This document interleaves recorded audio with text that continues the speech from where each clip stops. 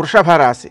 ఈ రాశివారు తాము ఆచరించే కార్యక్రమాలలో బాధ్యతతో వ్యవహరించడం ద్వారా ఇతరుల యొక్క సహకారాలను అపేక్షించకుండా కూడా కార్యాలను సాధించగలుగుతారు. కానీ సమయానికి ఆహారం తీసుకోవడం అనేటువంటి అంశంలో ఎక్కువ శ్రద్ధ చూపించాల్సిన అవసరం ఉంది. అనుకోని ఖర్చులు అధికంగా ఉంటాయి.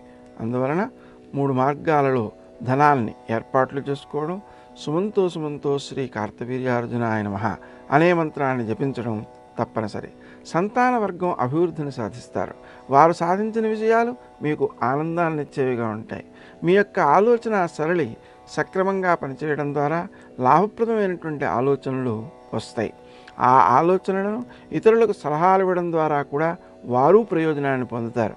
అయితే మీ యొక్క ఆలోచనను మీరు ఆచరణలో పెట్టడం విషయంలో కొంచెం ఎక్కువ శ్రద్ధ చూపించాల్సిన అవసరం ఉంది. కొన్ని సందర్భాలలో ఆలోచన మీదే అయినా నష్టపోయే అవకాశాలు కూడా ఉంటాయి.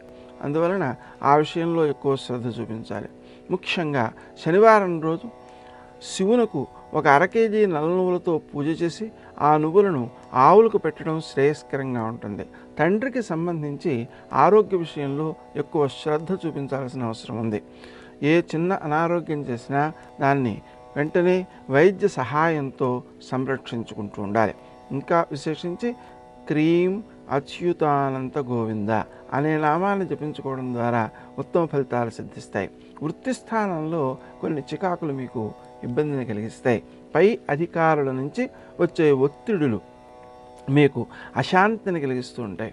అయినప్పటికీ కూడా శ్రీ రాజమాతంగీ నమః అనే మంత్రాన్ని జపించుకుంటూ కార్యాలను సకాలంలో పూర్తి చేయడం ద్వారా, సక్రమంగా పూర్తి చేయడం ద్వారా ఆ పై అధికారుల యొక్క ఆదరాన్ని సాధించుకోగలుగుతారు. రావలసిన సొమ్ము చేతికి అందుతుంది. కానీ వచ్చిన సొమ్మును సద్వినియోగం చేయడం విషయంలో, సరియైన చోట్ల పెట్టుబడులు పెట్టడం విషయంలో ఎక్కువ శ్రద్ధ తీసుకోవాల్సిన అవసరం ఉంది. నిజానికి రావాల్సిన వాటిని వసూలు చేసుకోవడానికి కొంచెం గట్టిగా ప్రయత్నం కూడా చేయడం మంచిది ఈ సమయంలో.